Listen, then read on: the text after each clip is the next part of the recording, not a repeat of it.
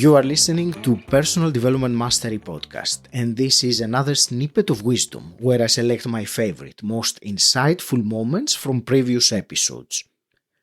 Today's snippet is from my conversation with Allyson Chavez, a prosperity and success coach. It is about failure.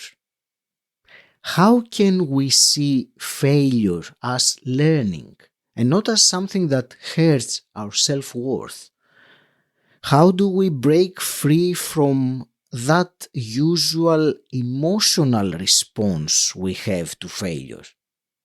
I hope you find the snippet insightful, and if you do, the quick, simple favor I will ask of you is to click the subscribe button to follow the podcast. Thank you.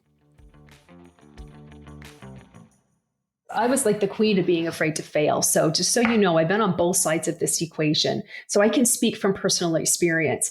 It really is just making that conscious decision that people will say failure is nothing more than feedback. And that's true as well, but that didn't resonate with me so much as just failure just shows you where the gaps are. You don't know where the gaps are until you go through it. And so I knew that I would have wisdom from experience after having gone through whatever it is that didn't work. And I just became obsessed with finding the gaps and closing the gaps. Like I decided it didn't mean anything about me. It just meant that my skills needed to be honed more. And I got really, really excited about building up those skills, honing those skills, building up those muscles.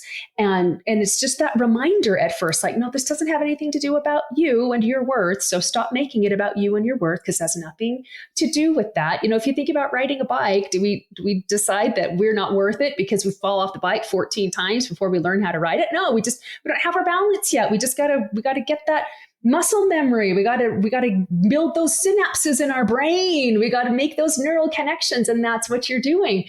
Oh, look, I'm laying down a new neural pathway in my brain. Holy cow, this is really exciting. And I didn't see that one coming, and I didn't see that one coming, but I did now. Okay, so I know you'll never be at square one. Like if you go through something and it doesn't work, people are like, well, now I'm back to the beginning. No, you're not. Because now you have knowledge born of experience, which is more than knowledge, it's wisdom. It's wisdom born of experience. And so you can know which mistakes not to make. You can know, go in this direction rather than that direction for next time. And all it does is bless you. So I think another decision that I made is only good can come of this. Everything always works out for me. I decided that, and I've decided that no matter what happens, if I'm faced with a business challenge, a personal challenge, a relationship challenge, a health challenge, whatever it is, only good can come of it. So if I'm going to take a risk in business, only good can come of it.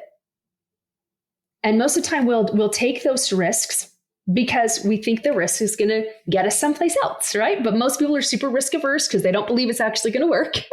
And so then we just stay in our little box, but we just have to decide, like, this is in my heart for a reason, whatever it is. And you can tie this to anything, whether it's a weight goal or a fitness goal that you have, or a relationship goal, or increasing the bottom line in your bank account or in your business. It works in every area of your life. And that's what's so beautiful about personal development and about this mindset work that we do, is it affects every area of our life in such beautiful ways. But if you'll decide across the board that everything's always working out for you and only good can come of this, and it allows you, that's what helps you with the trust.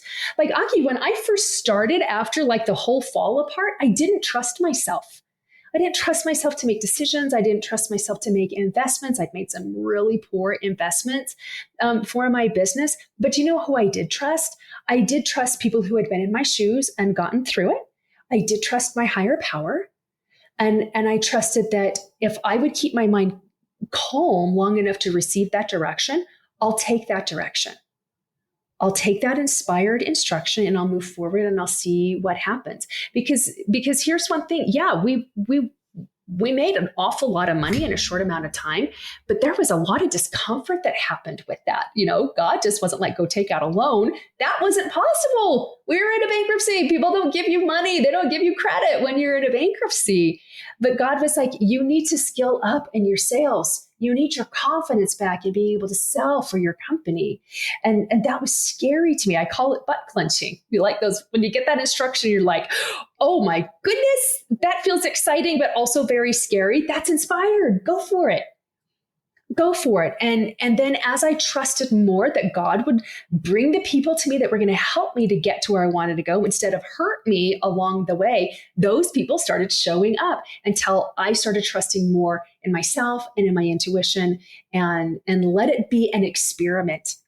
I had taken myself really, really seriously. I'd taken my business really, really seriously. And I was like, I don't know, let's see how close we get to this outrageous goal. I don't know, I've never done it before. Let's see, let's experiment instead of this. Like I was playing sudden death. I was playing a sudden death match with my company all the time. If this strategy doesn't work, we'll be destroyed. Like I was using super dramatic language like that, but it's just like, let's just experiment and see. I don't know. All I know is we're going to be okay at the end of it. It's all right. Let's try it. And that will help ease you into it as well. It'll help ease some of that anxiety and that uncertainty, because that's what's triggering the amygdala in our brain. And the amygdala is that like lizard part of our brain that makes you stop because it doesn't like uncertainty and it doesn't like risk. So it like floods you with anxiety and like, oh no, don't go through this because you might get hurt or get killed through it. But you're not going to get hurt or killed through a weight loss plan or through, let's try this new business investment. Like you're not, it feels psychologically like you will, but you really won't. We want our amygdala flooding us with fear when we're peering over a bridge and wondering, shall I step off this bridge? We want that flooding us with fear, but not when we're looking for something that's going to lend to our growth and our expansion. And the amygdala will do that all the time. It doesn't like uncertainty and it doesn't like risk. And so when we realize, oh, this is just me feeling uncertain, but I can have certainty through this if I decide that everything always works out for me and only good can come of this, then I open myself up to all the things that I want to learn, all the miracles that God has in store for me. And it's so much more fun along the way. Thank you for listening. You will find the full conversation with Allyson Chavez in episode 276. The link is in the episode description. Until next time, stand out, don't fit in,